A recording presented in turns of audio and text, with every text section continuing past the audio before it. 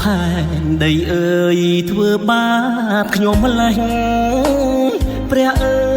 យបើក្រយ៉ាងនេះតើអើយទ្រាំដល់ពេលណាជីវិតសពថ្ងៃរស់នៅគ្មានខ្លឹមសារហើយអ្វីអ្នកមិនមេត្តាចំពោះអ្នកក្រខ្លាំងផងកើតជាអ្នកក្រលំបាក់ពេកហើយនៅលើលោកានេះអើយមិនដេចមិនប្រហាឲ្យខ្សែជីវិតអ្នកក្ររស់នៅតារំពឹងអ្វីចង់ស្រែកសួរទៅផែនដីហេតុអ្វីធ្វើបាបខ្ញុំម្លេះក្រ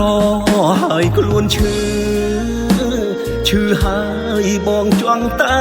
យំអោជីវិតខ្ញុំកើតមកកំសត់ពេកហើយធ្វើការរាល់ថ្ងៃបានហូបខ្វះមុខខ្វះក្រោយលំបាកណាស់ខ្លួនខ្ញុំអើយថ្ងៃណាអាចស្គាល់សង្សារសូមទុំណាអូនបងគ្មានទ្រព្យធនអូនណាយកុំយំធ្វើមិនដេចគ្រួសារបងក្រ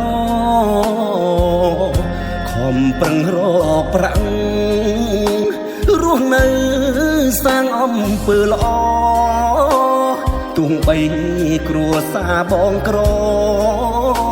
ធ្វើល្អក៏មានតម្លៃ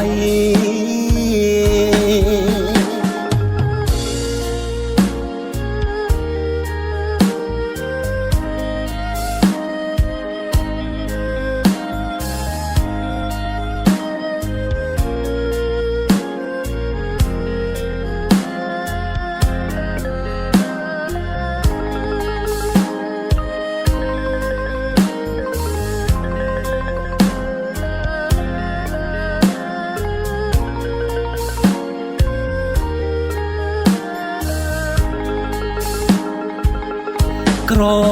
ហើយខ្លួនឈឺហើយបងចង់តែ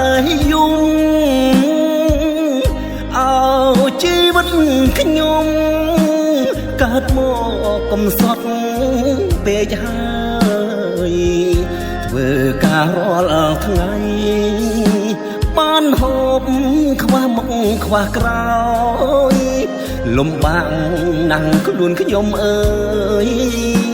ថ្ងៃណាអាចស្គាល់សង្សារសូមទុំណាអូនបងគ្មានទ្រព្យធន